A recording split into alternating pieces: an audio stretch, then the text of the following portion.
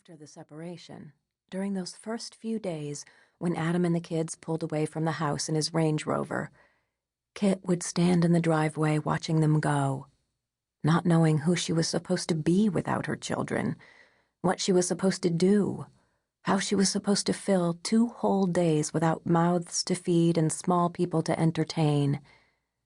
She lost her partner, her lover, and her identity in one fell swoop.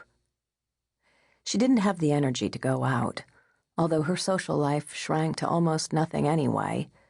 A single woman, it seems, doesn't have quite the same appeal in suburban Connecticut.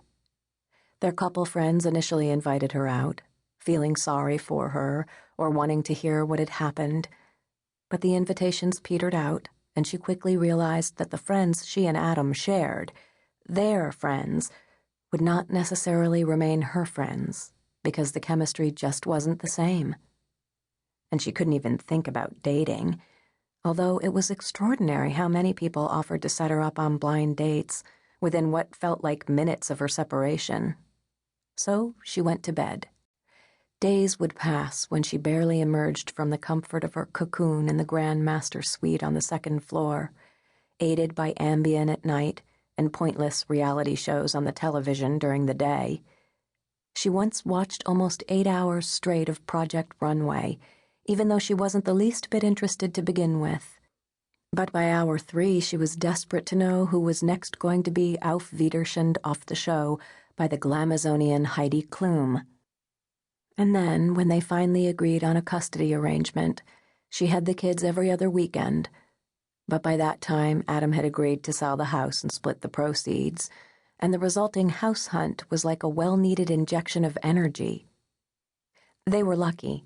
Their house sold quickly, and Kit found a small cape on a pretty street behind Main Street that was easily big enough for her and the children, and Adam rented a small farmhouse on the other side of town. It took the best part of a year for Kit to start feeling like herself again after the divorce, and at the end of that time, she was not the self she was during her marriage, the wife she had tried so hard to be, but the self she was before her marriage, her true self, the identity she lost in her quest to be the perfect wife.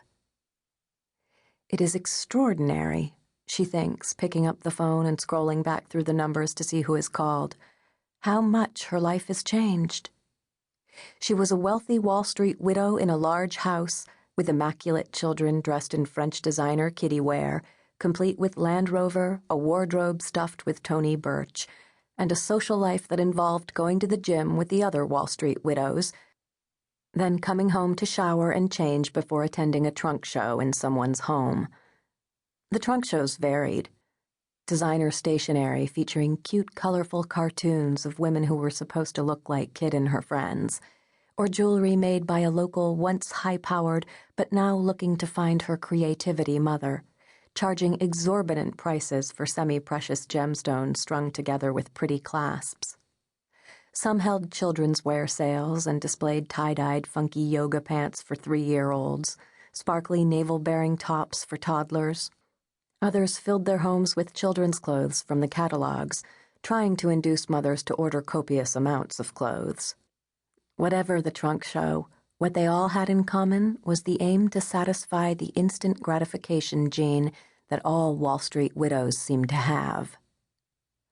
As soon as she and Adam separated, Kit knew she needed to work, but she didn't want to go back into teaching. She had loved it while she did it, teaching at a Montessori school until she became pregnant with Tori. But she didn't want to be an employee as such of anyone. She wanted to make some money and retain her freedom. Adam paid child support, and the alimony was just about enough to live, but not enough to live the life she had grown used to in Highfield, the heart of Connecticut's Gold Coast. It wasn't even as if it was a big life, not compared to some of her friends. Certainly her life was bigger when she was married.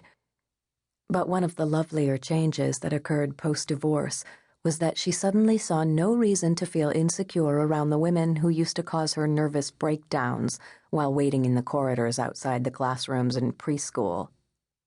She doesn't see the need to dress to impress these women anymore, because who else had